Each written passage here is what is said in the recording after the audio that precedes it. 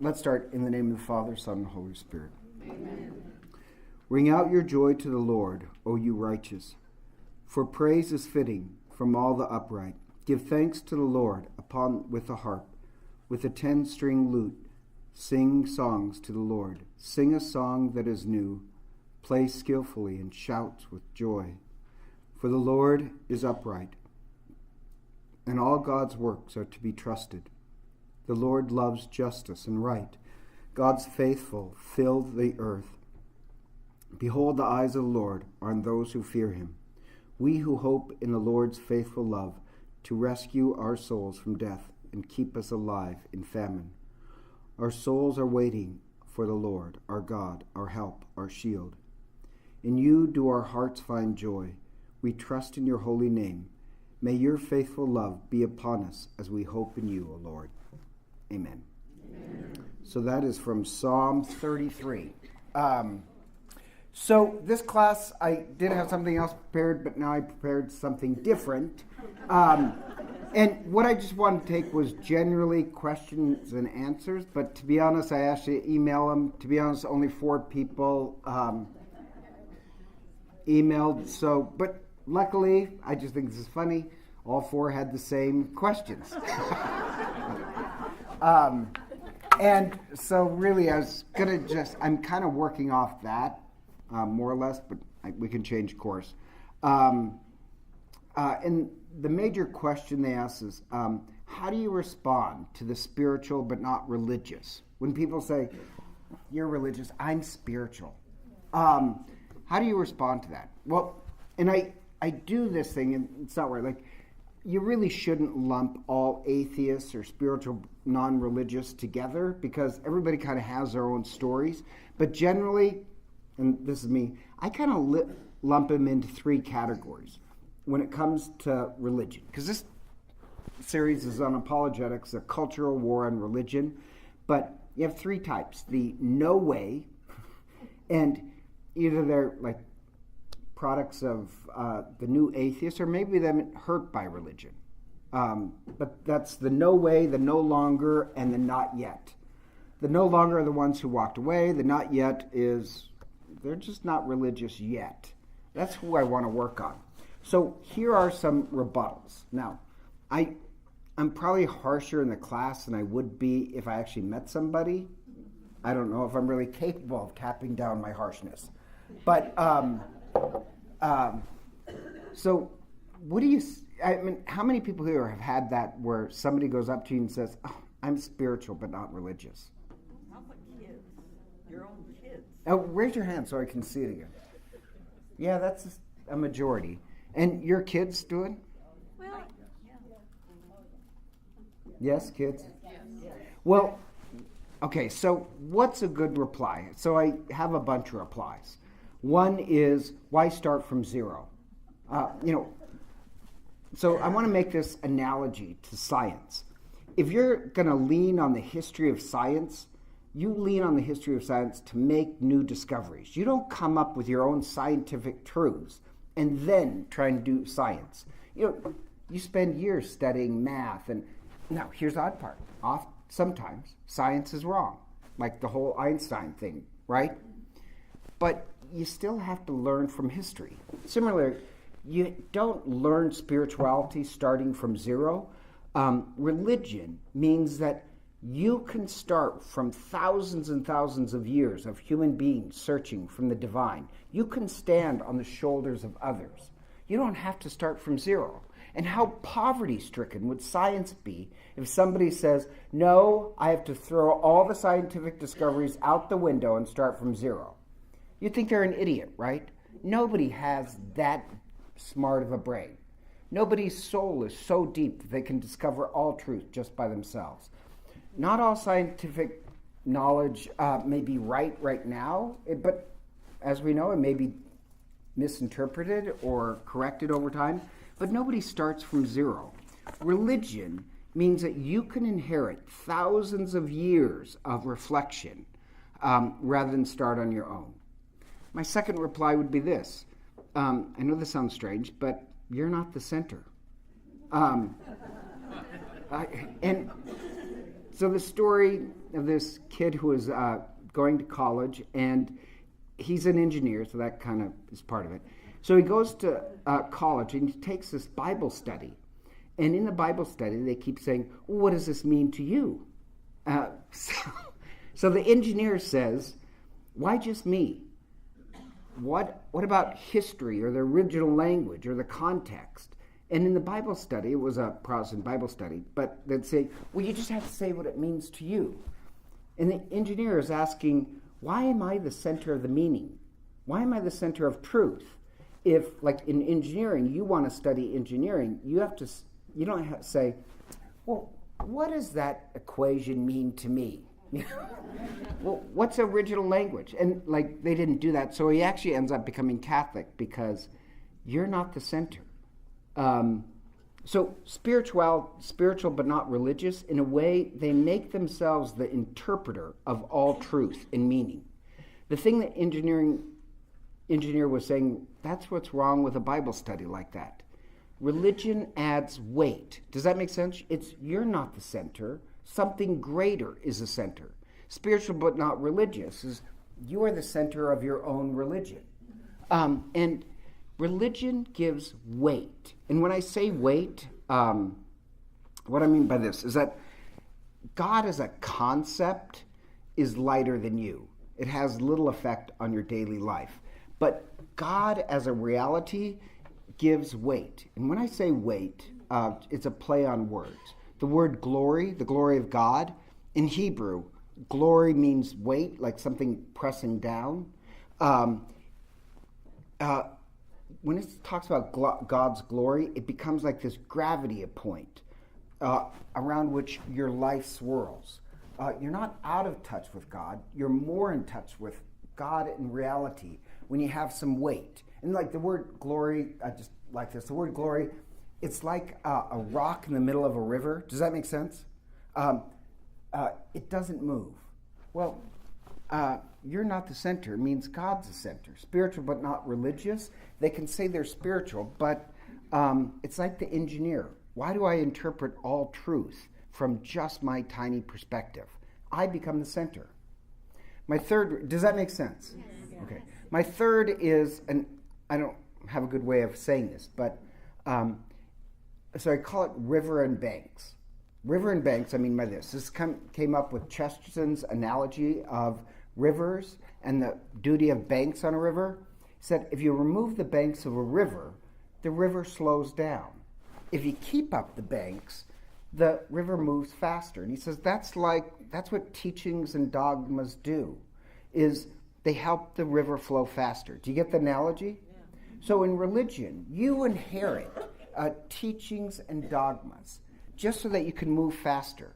The spiritual but not religious, they're like a river without banks. It just spreads out in every direction, but doesn't really flow towards something. Or a different analogy, this is what the Dalai Lama said, and I like this, where he said, somebody asked him, what's the difference between spirituality and religious? And his answer was, spirituality is water and religion is tea. Isn't that a great analogy? Because like spirituality is water. But religion, it adds flavor. It brings it to life. It's heated up. It's steeped in something than just water. It adds flavor. And in the Eastern culture, you just can't drink tea. You know, they have this whole tea ceremony where it socializes other people. So I call it the no banks, no tea. That spiritual but not religious, it kind of means no banks and no tea. And I'll give you an example. So, and I use this of Protestantism, but so it's not quite true. But I'll never forget, I was a newly ordained priest, and we're walking around the river in Idaho Falls, and one of my friends, him and his brother are close friends of mine. He's from Butte, Montana. He has his problems. But we're walking, there's a problem. We're walking, and there's some building next to the hotel, and he says, oh, that's my old girlfriend's church. And I said, oh, that's kind of interesting. He says, no, it drives me up the wall. They broke up, but said they had been dating since high school in Butte. And he says, I've been through this so many times that their church, they love this pastor. This pastor is fantastic. And then they say something, usually politically, that they don't agree with. And the entire church splits apart. And they divide chairs and crayons and pencils. And then, then a couple of years later, we got this great pastor. It's always either good or bad. But they're constantly reinventing themselves. And so he just said, he's not even really that good. He does practice, but he's not a good practicing Catholic. But he said, I'm going to remain Catholic my entire life because I can't stand the fact that she would do this thing like, we got a great, no, we don't. We got a great. It's constantly reinventing religion to a particular cultural, political group at that time period. That actually reminds me of spiritual but not religious, because once again, there's no banks. All it is hot water, no tea. Or, that's enough of that. But you don't really get to mysticism. For mysticism stands outside of time and culture, so that a 3rd century saint and a 12th century saint, they're connected in this odd way. In a Buddhist monk and archbishop can be close friends, and that's actually truth. The Dalai Lama and forget his name right now, archbishop, they're the best of friends, and they're best of friends because of mysticism. He died, but both died. There's this monk in Canada who is this great mystic, McNamara, forget his first name. He was wild. But one of his closest friends was Thich Nhat Hanh, this Buddhist monk. And at this retreat once, I thought it was amazing. Somebody stood up and says, why can't we just do away with religion? Look at you two. You're close friends. And religion just divides us. And, your spirituality's connected you. And they both said this. They gave this response that we're really close friends because at the heart of our religion, there's a mystical core. And if you go to the heart of your religion, you will be connected to other people. He said, but if you try and wash away all the differences, there are big differences between Catholics and Buddhists. It doesn't mean that we can't be the best of friends, but washing away the differences won't make us friends.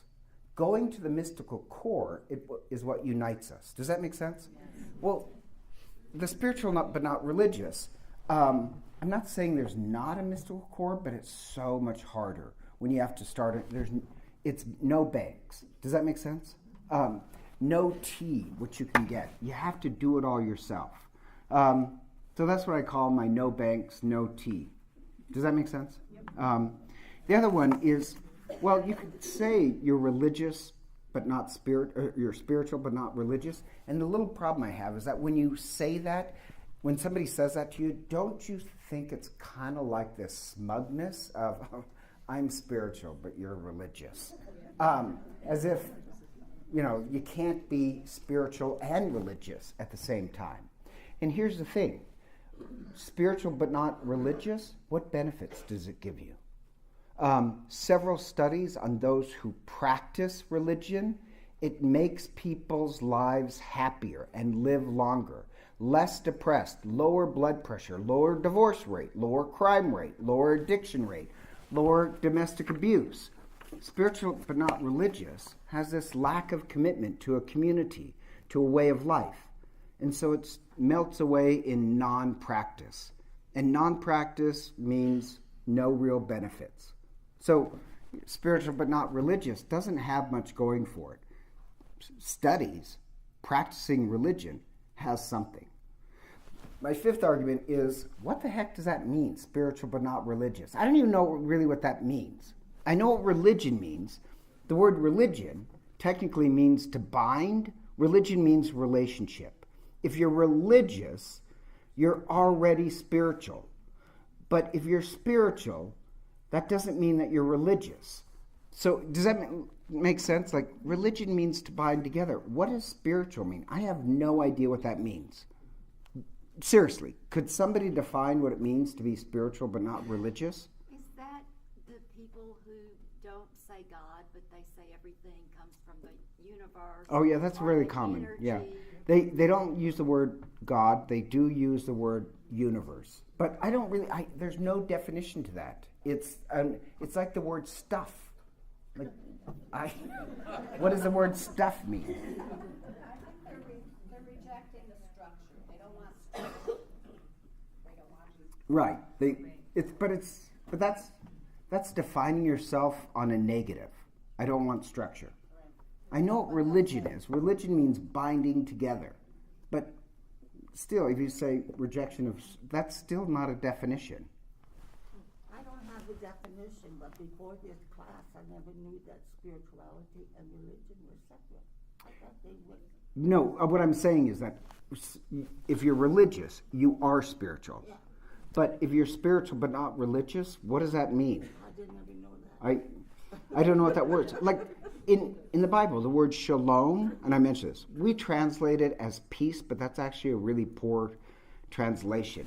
For you to have peace, shalom, it's based on 4 unities. And the 4 unities are that you're united with other people, you're united between you and God, you're united within yourself. I know that sounds strange, but yes, people don't love themselves.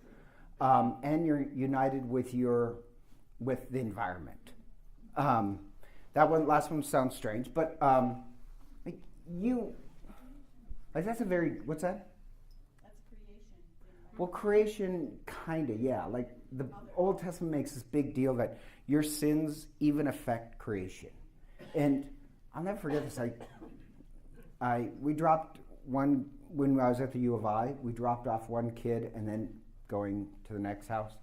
And my mother said, well, because we kept driving on, right? And my mother said, well, why didn't you stay at his house? We just had a bad feeling. Do you know what I mean? Haven't you ever, and I know this sounds strange, but haven't you ever gone to somebody's house and it just gives you the weebie-jeebies, and then you find out, wow, there is physical abuse going on in that, like, you just know it from the environment. Does that make sense? So we'd say, well, for there to be peace, you need all 4 unities with other people. Spiritual but not religious, it claims only one of them, that you and the universe or God or whatever you want to call it, that is one. We'd say that's not real connection. Religion is about all 4 connections. Spirituality, to be honest, is a little narcissistic of me and God. And that is not religious. Loving others is really tough. It's easy to love human beings far away. Close up, people have some very annoying virtues. And like if you say I'm spiritual but not religious, you don't belong to a community. You're not, does that make sense? You're not bound to anything. And just look at our culture. Like, I just think this is funny. There's a time period where 90% of all photos, if you go through somebody's photo album, were of other people or places. You know what 90% of most people's photo album is now, or on their... Themselves. Yeah, selfies.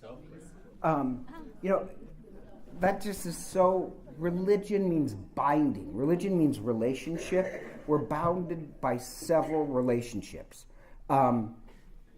Spiritual but not religious, it's just a selfie of me and God. So that brings me to my 6th point. So 5th is, I don't even know what spirituality is, but I know what religion is.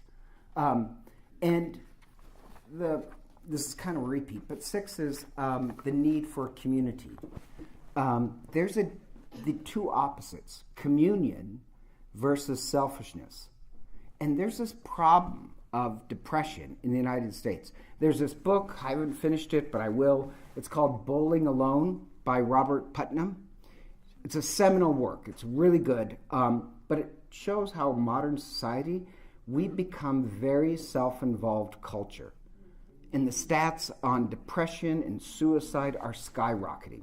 But 50 years ago, there's bowling leagues. Does that make sense? And people had all these social groups that they belonged to. Now it's very rare That's why he calls it bowling alone. Does that make sense?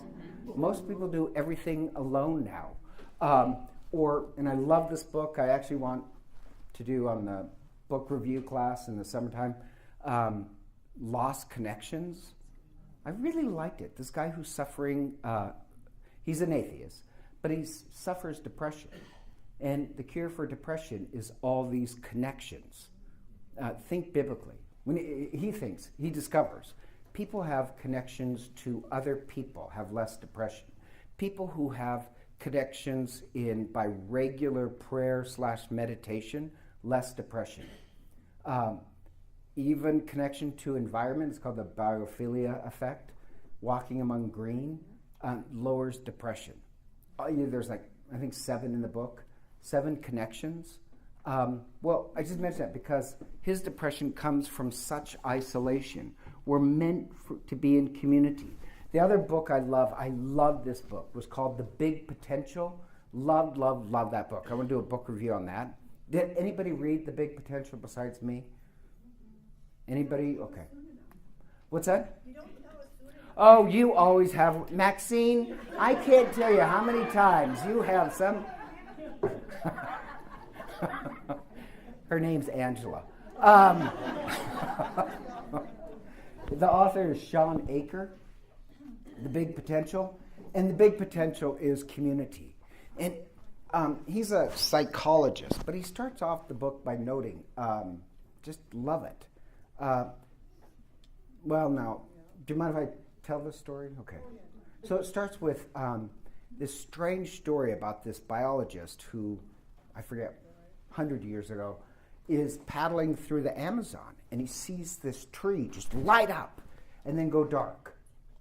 And at first he thinks, oh my God, it was struck by lightning, but the tree's there.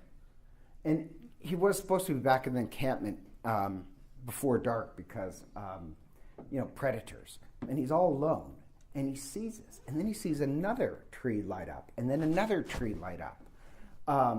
And he has to investigate it. Well, it's the South American firefly, that they all land on one tree and then light up, sync up at the same time.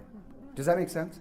And the light itself of one firefly only goes a couple yards, right? But together, it can go a half a mile. And, they're advertising for mates, right? But here's the odd part. He goes back and he tells them what they discovered, and they refuse to believe it. For several years, they refused to believe it. And then, actually, it was Stanford who did the whole study on it. But why they refused to believe it is for this reason. The big popular idea was survival of the fittest, right? And he had to disprove survival of the fittest. Believe it or not, that's not a good biological... Survival of the fittest doesn't work. If you notice, in higher animals, it's not survival of the fittest, it's survival of those who can fit. If we can come together as a community, we can do a lot more than just alone. Does that make sense? So he had to disprove survival of the fittest. It's it's just sociologically, the more we can connect to other people, the more we're about to survive. That's a big potential. Now, why he talks about that is that in school systems, they're always saying, you got to get your grades. Get great grades. That's survival of the fittest. I'm not saying don't get great grades, but we have to teach our kids a lot of things. Resiliency, forgiveness, does that make sense? That makes us powerful. My only point is, that's communion. The hypothesis, when people say spiritual but not religious, is spirituality is very individual. Religion is communal. Loneliness is very bad for us. It shows a deficit of connections and love. But religion is about communion. The opposite is loneliness. And loneliness is terrible for us human beings. Did you know a lonely person has the worst health? It's worse to smoke 15 cigarettes a day than live in depression and loneliness. We're not meant to. Does that make sense? Surgeon General would warn that would be the greatest thing. Now, we have social media, but social media, Facebook, is not connection. It's image over substance. So they want the image of relationship. What religion wants is communion. My question is spiritual, but people that say I'm spiritual but not religious, it's like the big potential. It's survival of the fittest. It's just you and you alone. And what kind of worship does spiritual but not religious have? Because we would say, well, in religion, worship unites people together. The word worship, it comes from the Old English word worth and ship. So the idea is, in worship, you find your worth, the worth of other people's. You find a certain worth. It's like, actually, this family of holy apostles, they had this picture that just was hidden above the refrigerator. Did I tell you this story? Well, they probably don't want to tell me, but that's right. Really shouldn't tell me things. Anyhow, they found, guess how much they have this picture, and somebody says, well, you should see if it's worth any money. Guess how much money it was worth? $250,000. I know. Suddenly that, disposable, just shove it up there, suddenly became worth a lot more. Like, they discovered the worth. Does that make sense? And so my only point is that worship is supposed to show us what our true worth is, what other people's true worth is, how much God is worth. Spiritual, and that's what worship does. I'm not really sure what spiritual but not religious worship looks like. How do you discover the worth of anything if you have no community? And the other thing is, and I'm still on community, is what's called brain-to-brain coupling. And there's this researcher, psychologist, his name is Paul Zak, and he is an atheist, but he started to study this. He's actually also an economist. And he works at the Center of Neuroeconomics in Claremont University. And the problem is, Adam Smith, he's the one who said facts are stubborn things. And Adam Smith came up, this theory of capitalism, that people will make very intelligent choices on their spending habits. What Paul Zak found is that people don't. People do not make good economic decisions based on logic. Most of the time they make it on emotions. That's the whole marketing thing. You need this product. Does that make sense? And the best marketing is actually storytelling. And so he studied storytelling. And the odd part is, if you want to change somebody's opinion, tell a story. And it's called mind-to-mind linking, right? So that if I just tell Audrey, this is what you should do in your life. One, and trying to clean up Audrey's life, which we all would like. But just she's fine. Yeah. But that doesn't change anybody just to tell them what to do. What does change people, and this is why marketing works, is storytelling. We human beings are just tied to storytelling. The key emotion it brings off is oxytocin. Oxytocin is called the love molecule, like it's this hormone, right? When you have a baby and suddenly you hold that baby, your body excretes this oxytocin and you are willing to die for that baby. Sex, hugs.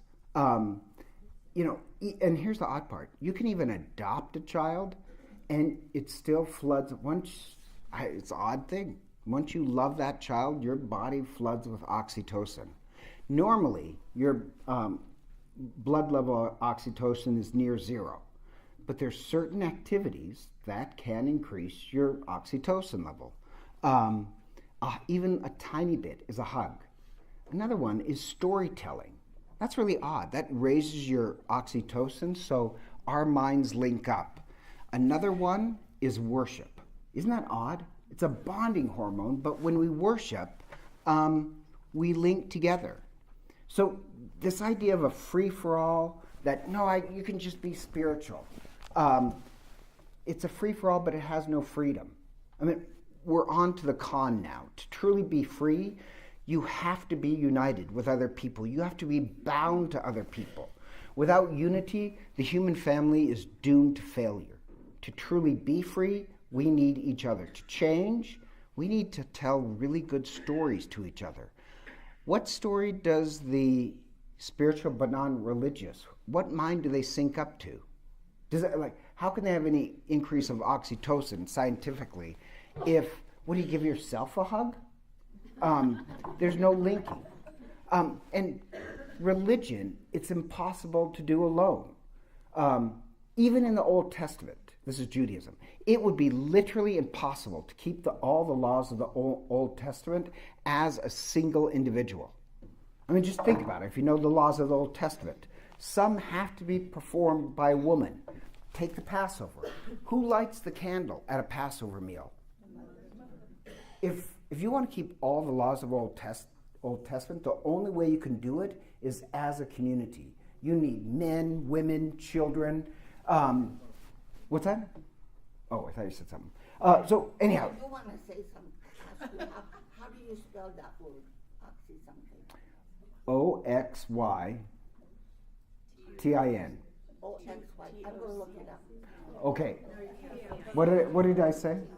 Oh, it's O. I'll look in the dictionary. Yeah. Or Google.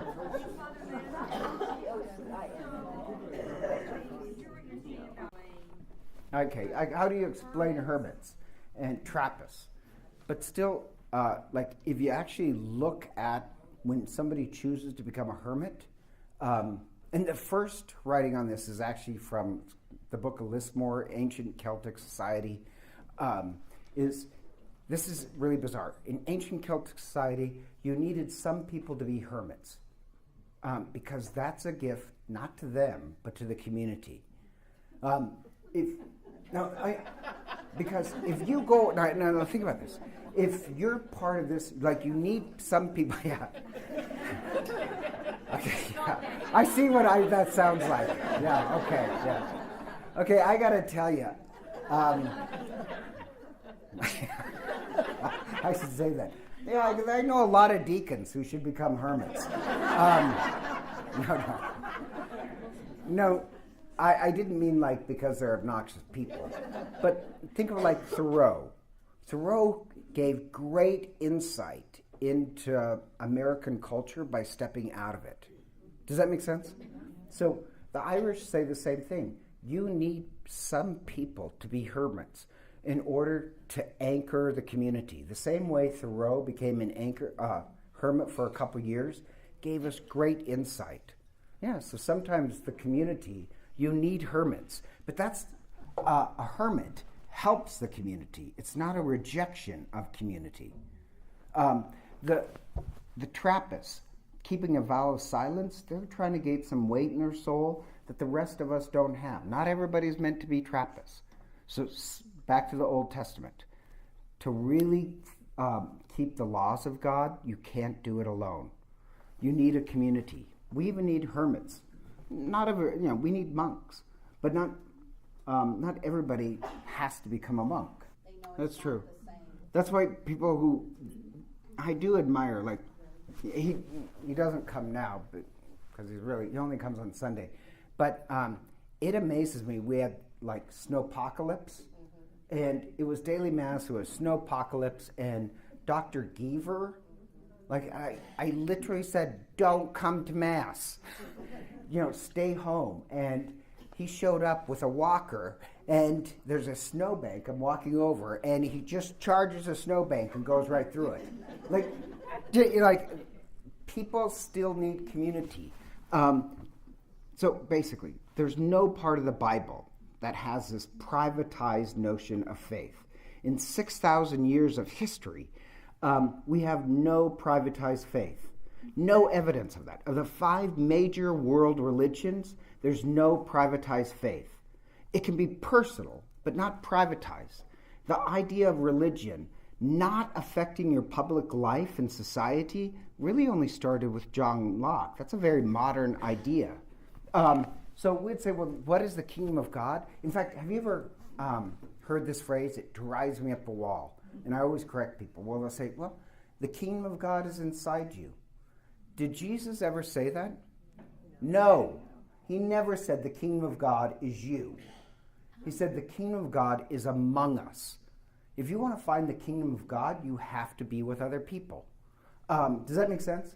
Spiritual but not religious. We'd say, well, I just don't know. Spiritual but not religious has little bonding to a human family, no rituals, no stories. What do you shape your mind to? It's just you. And why do we need community? Because you can't do spirituality alone. In the Old Testament, Moses, when he calls out to God, gets a fire. Elijah gets a whisper. Then both of them are in the exact same spot, Mount Zion, and they get different answers. Different hearts need different answers because they're in different situations. And so what religion gives us is many different ways of looking at God. Mary and Martha, they come up to Jesus, and in the Gospels they say the exact same thing. If you were here, my brother wouldn't have died. But Jesus gives them both different answers. Martha gets a lecture, Mary gets tears. Same question, different answers, because different situations. Why we need community is so that we can learn from each other's experience. It just doesn't have to be my tiny viewpoint. I can learn from Mary and Martha and Elijah and Moses. We share our experiences of God and therefore get a multitude of perspectives about God. Does that make sense? Spiritual but not religious. You are limited to your tiny viewpoint, not a community. And also, this sounds kind of strange, but a community gives you access to your true self. And what I mean by that is this. For you to discover your true self, you need community. And there's a story about C.S. Lewis, where C.S. Lewis tells a story that there's C.S. Lewis and his two best friends, and all three of them were a trio, right? And they're all best friends. C.S. Lewis said they loved each other, and I forget, I think it's like, I'm just going to make this up, Frank. Frank dies. And so, sad, but at least C.S. Lewis said, well, I still have Charlie, and we'll become even closer. Well, oddly enough, they weren't closer once Frank died. And he realized that Frank had a way of bringing out certain parts of Charlie's personality that then C.S. Lewis got to enjoy. Does that make sense? So he said, wow, with lesser community, I have less access to the different personalities of my friends. And they must have less access to mine. We're not the same to all people. Does that make any sense? Like,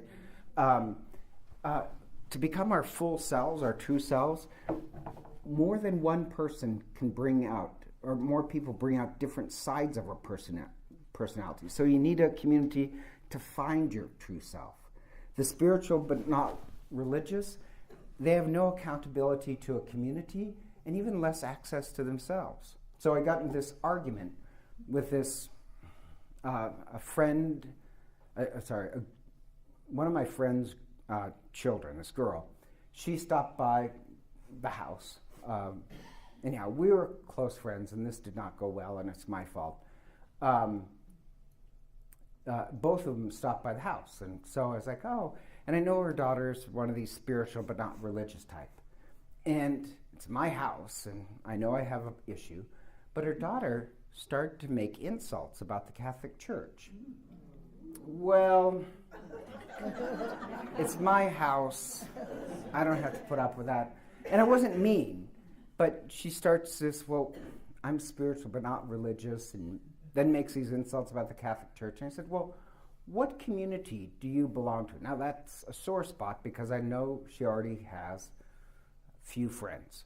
And I said, well, what community do you belong to? Yeah, not everybody at Holy Apostles is my close friends, but I love those people. I don't even have to know them, and I love them. And my community does a lot. We have the second largest food bank. We started the suicide hotline here in Boise. My community does a large effect in the world. You have two friends. What does your community do? And he says, well, we have coffee together. And I said, you're accountable to no one. All you have is two people. How can you really have your true self? How can you find your true self with just two friends? So the sixth point is religion has community, spirituality, but religious, you have yourself. My seventh one is this, is spiritual but not religious, I think is used sometimes because people want to be free from commitments. I think that's one of the big ones. And they'll say, well, you can either have religion or relationship. Well, why can't you have both?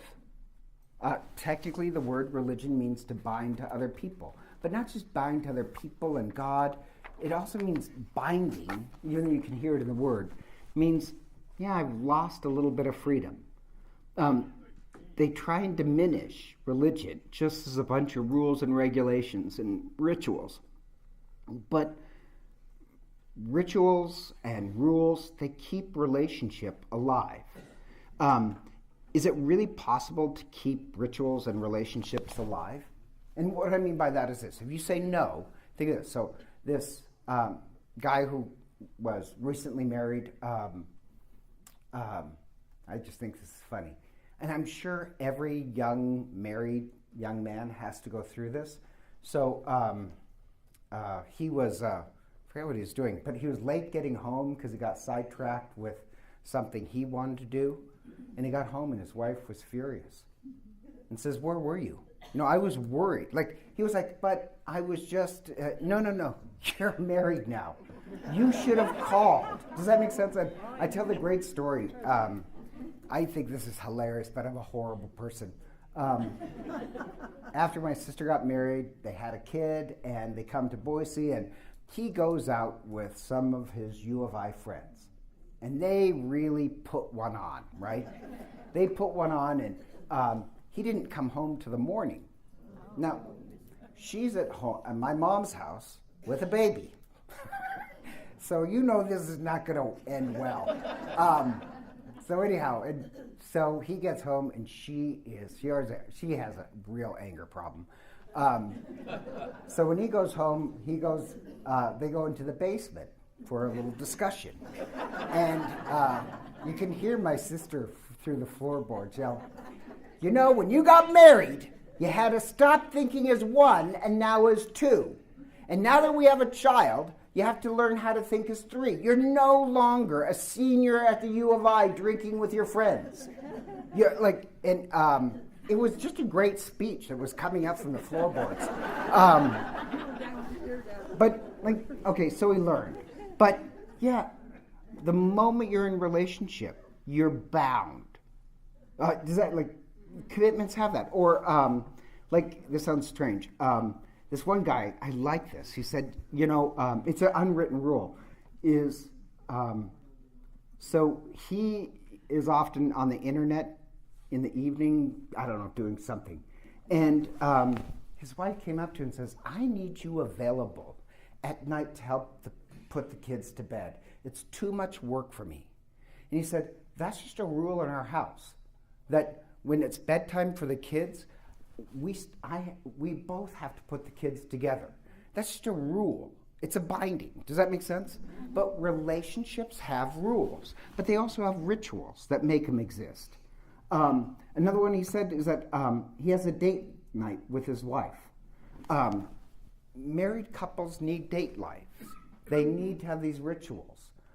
In fact, I gave it to Andy, but there's a psychological study that on making kids happy, and this sounds strange. I can't mess that up.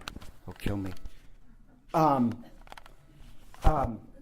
To raise happy children, you know what the number one thing you can do?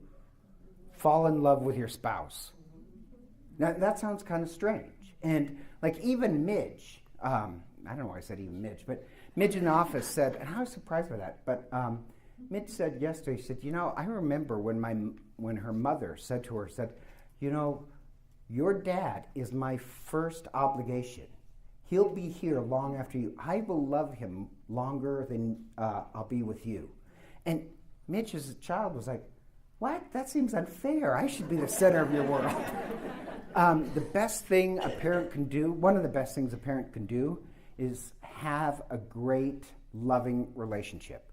So the same guy that I said about, it's one of the rules that you stop everything when it's time to put the kids to bed. Another one of their rituals is date night, because they plan on being together long after the kids are gone. So my point being is that you can put down religion and saying, oh, religion is just a bunch of rules and ritual. Well, rules and rituals keep relationship alive. So the spiritual but not religious, yeah, you're free from that, but you're also free from relationship. At Sinai, when Moses goes to Sinai, and I mentioned this before, the Last Supper and the Sinai, it's a wedding ceremony. The Ten Commandments are framed as God in this relationship with us. God chooses to marry us. That's what the Last Supper is, Sinai, and even God says, before giving the Ten Commandments, I fell in love with you, and in this marriage is going to work. Don't do these 10 things. The 10 things are to keep the marriage alive. Rules and regulations don't kill a relationship. I think they express it. And relationship is expressed in committed actions. You know, the definition of religion is man's response back to God. And yes, even Buddhism technically is a religion. It may not or may not believe in ultimate source, but it has rules and practices and rituals. And we'd say, well, that makes religion stronger. The spiritual but not religious downplay and say, oh, rules and regulations, how terrible. Well, we'd say, no, it makes religion stronger. Okay, so that gets enough. Another one is about, same thing about, I think when they say spiritual but not religious, this is a sub-point to the same thing. I think they want anonymity. And there's this relationship between honesty and an inverse relationship between honesty and anonymity. And I'll give you an example. There's a sign that said, under this candy where they have little kids, and the sign said, take just one, or just take one. And what they found out is that if kids were together, they would take one. If it was a single kid, guess what would happen?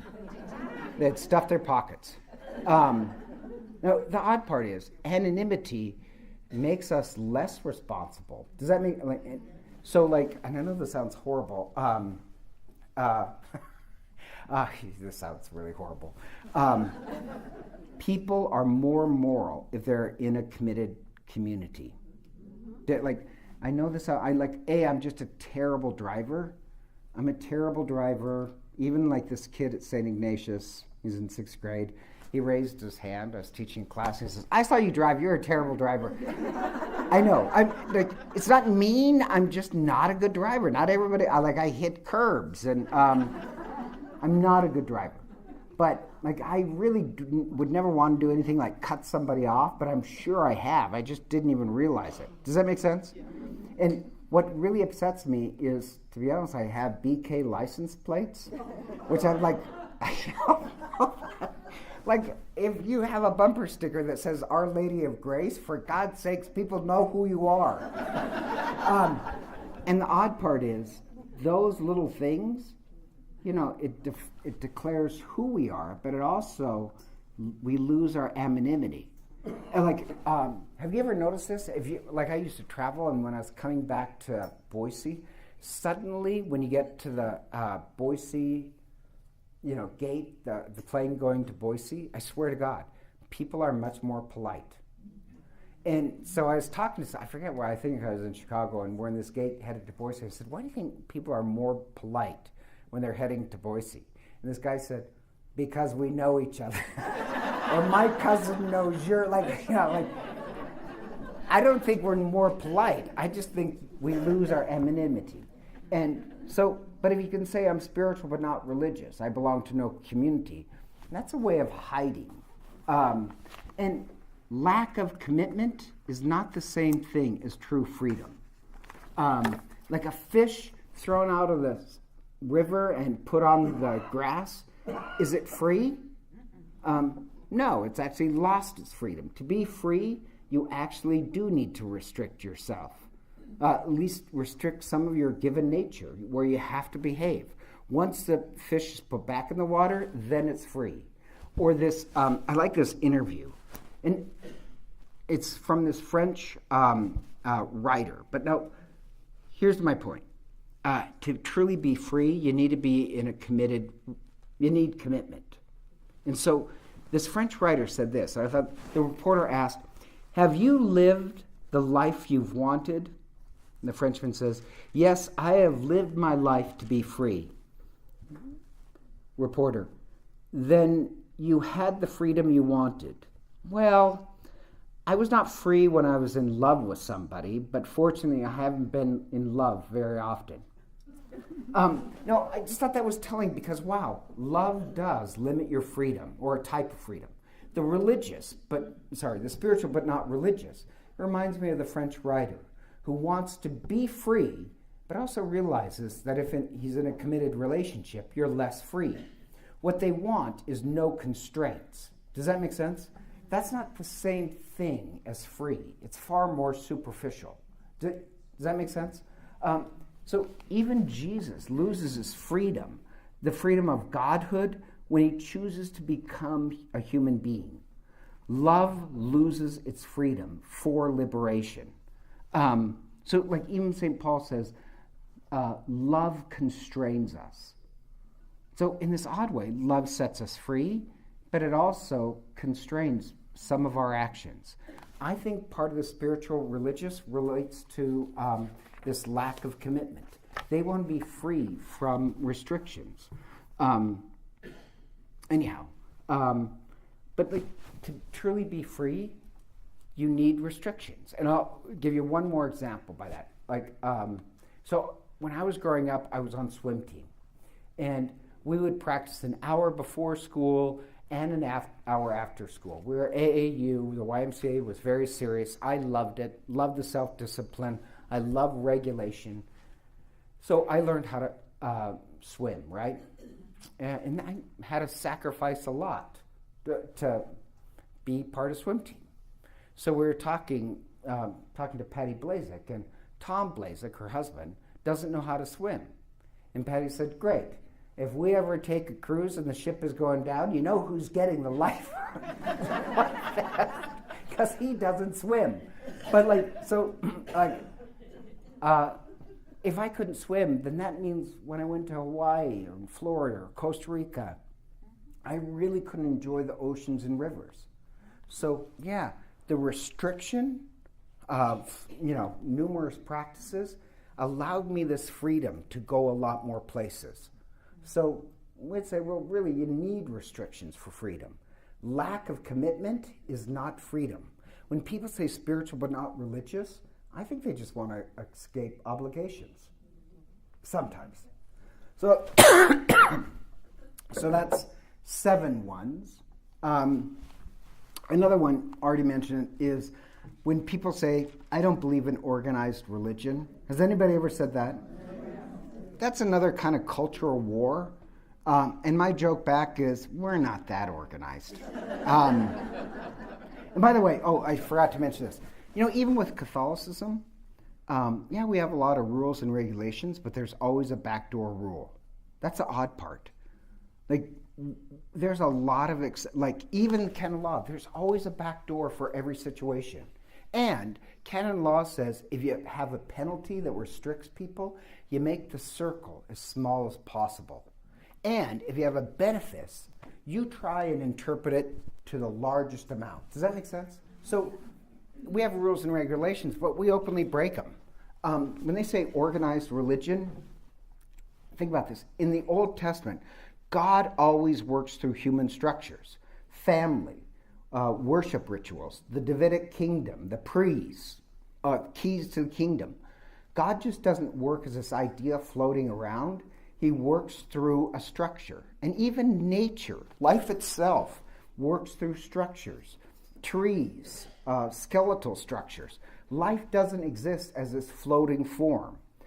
And where does Christ say he wants unstructured religion?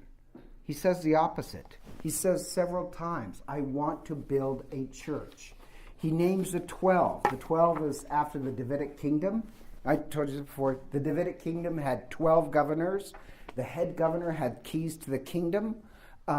any Jew at the time period would know. Jesus had more than 12 followers. He had 120. And he had 12 apostles.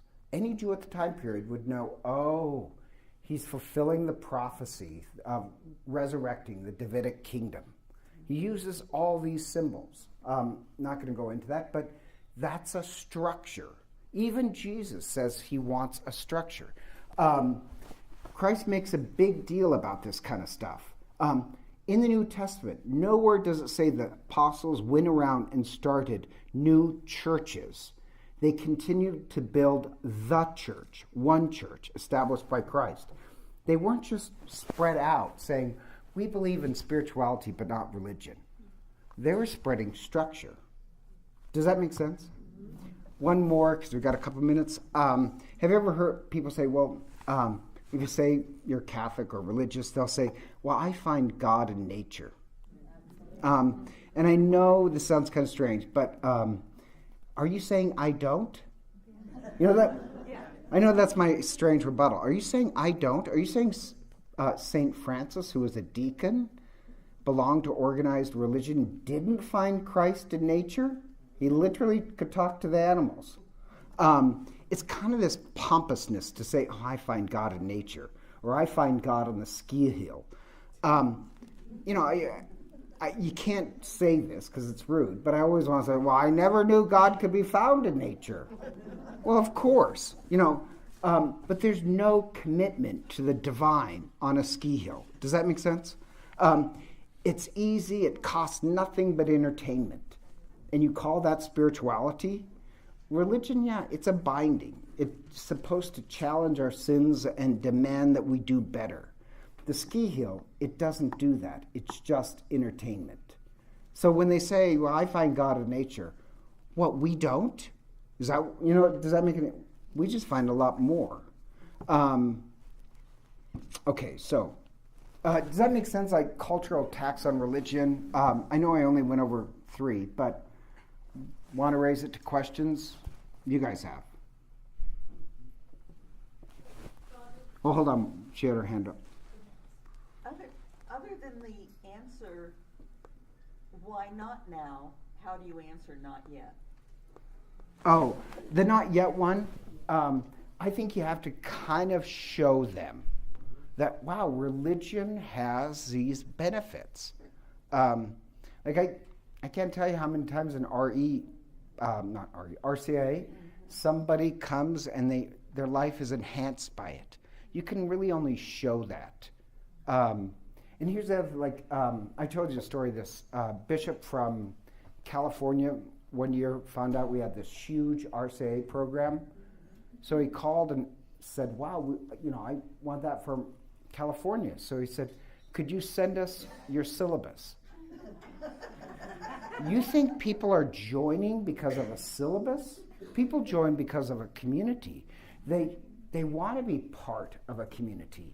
So the not yet part, actually, I think that's action. Or story, yeah. No, I think it is. No, I think it is a war on organized religion. I think it's a cultural war, but they probably don't realize it. That's not how they realize it. But they...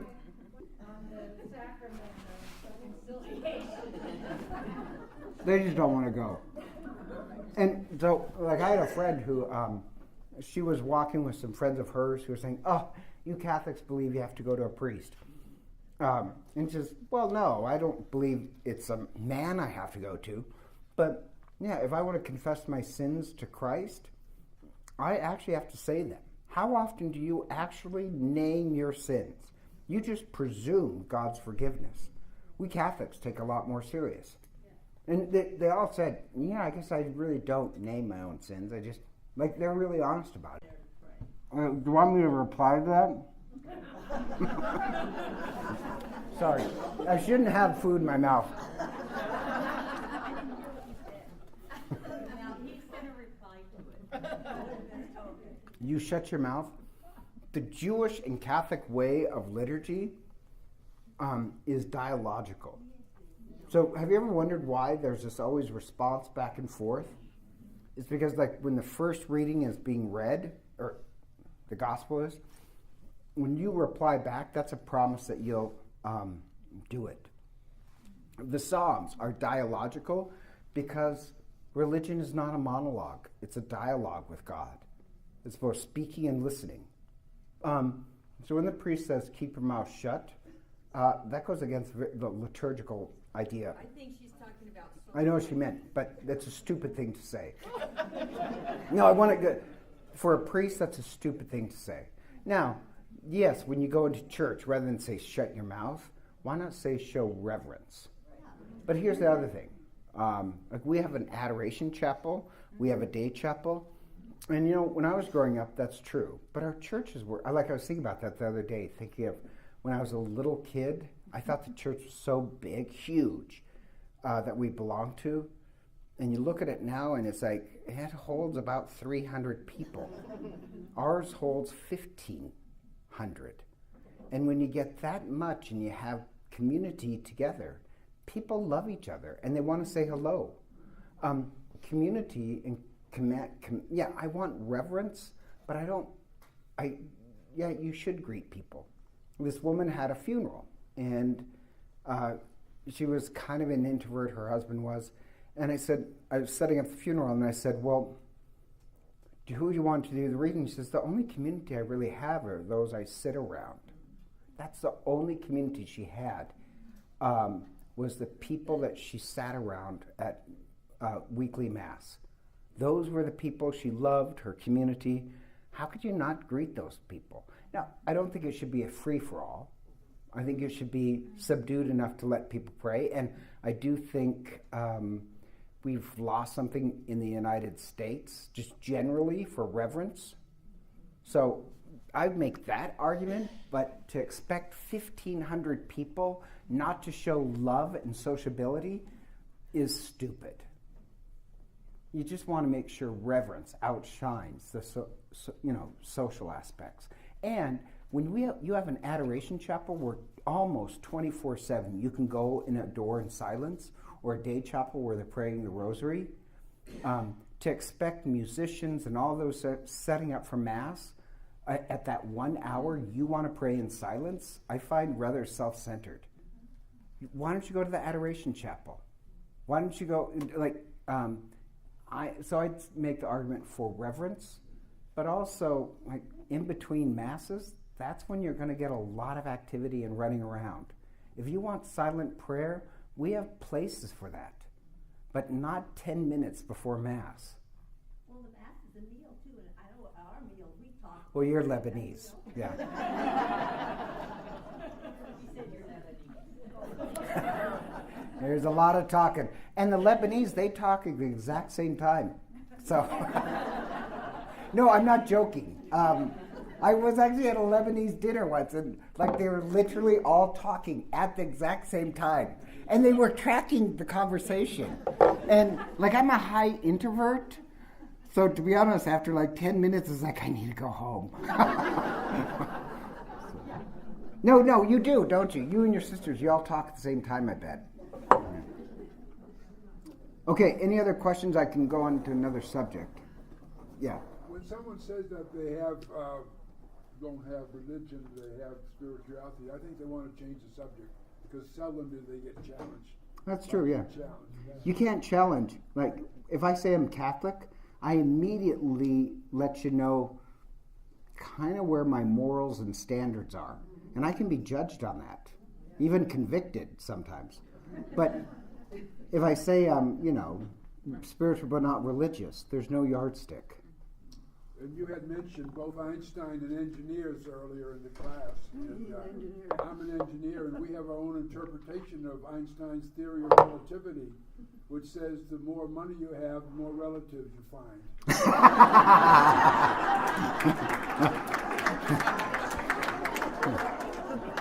It's cute. Okay, one more, because we got a little bit of time left. I have a meeting, but and this is a serious one. I think it's born out of serious pain. I know some children whose parent got cancer and they gave up, but they're in junior high, and they want nothing to do with religion because God made their mother suffer. So I mean, there's an intellectual argument to, if they're suffering, there can be no God. So why be religious? Well, the intellectual answer, I think, is that God doesn't promise that life, a better life, circumstances. God promises a better life.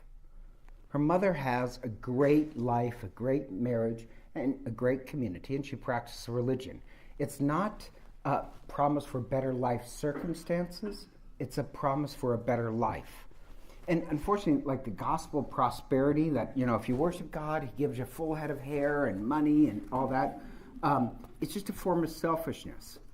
Well, in a way, to reject God because you get cancer or you're poor is just the flip side of the gospel prosperity.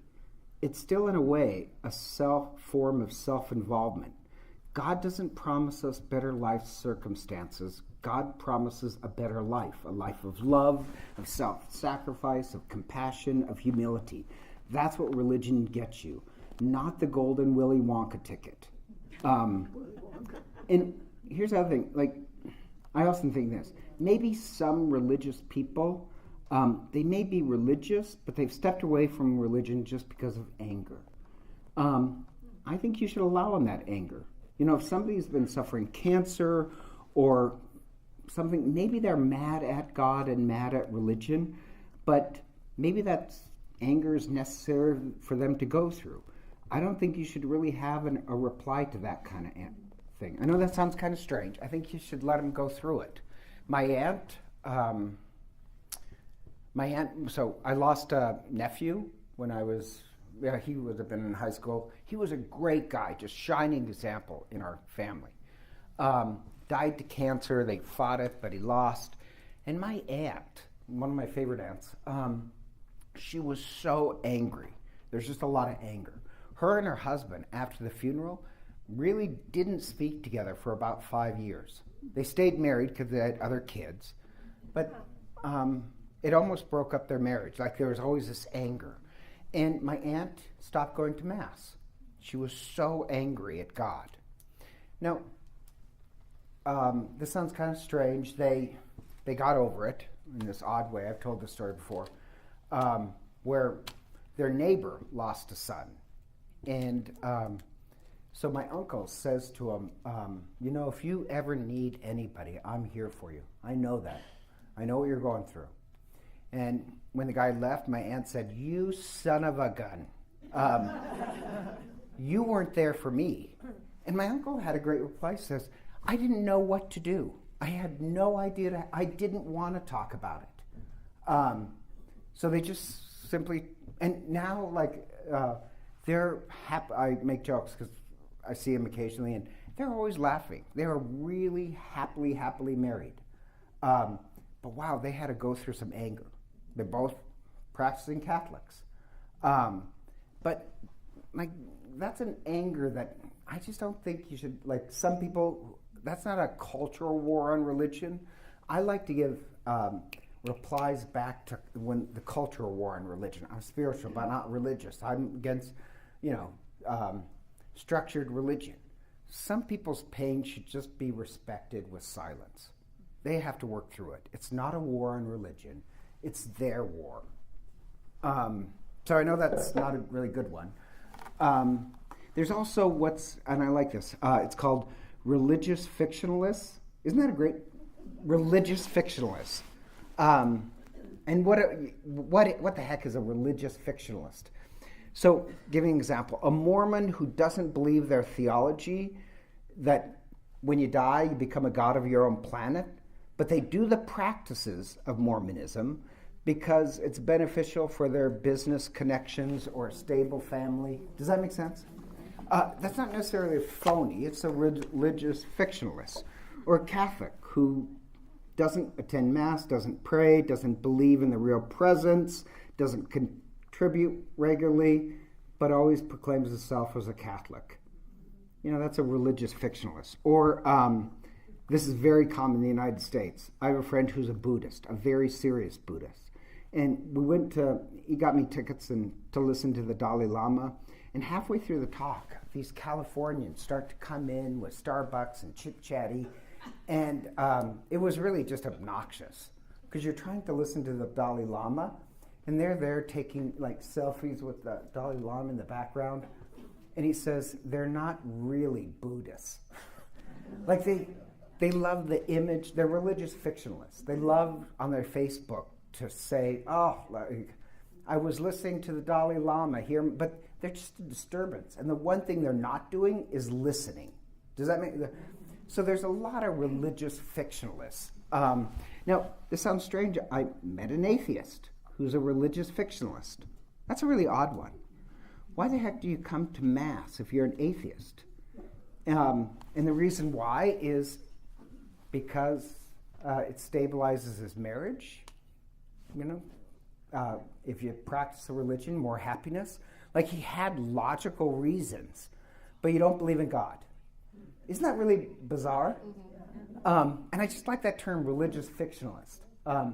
They're religious, but it's a fiction. But, so to answer any of those are all different religions. When somebody says, for example, they're Buddhist, my first thought is they're probably a religious fictionalist. They like the title, but don't really practice. Here's another one. Well, I only have 2 minutes, so give up on that. So any questions or opinions? What's next? Okay, so this is the last one on this one. We'll take up apologetics, but this one was just culture, war, and religion. What's next is something I'm fascinated by, only because it kept coming up in St. Ignatius and R.E., where kids would say, what about the caveman? What about the caveman experience? Yes, you can say, we know a little bit about Neolithic and Paleolithic caveman times. I'm going to see you later. Okay, I'll be looking for you too. She's going to hit me with her car.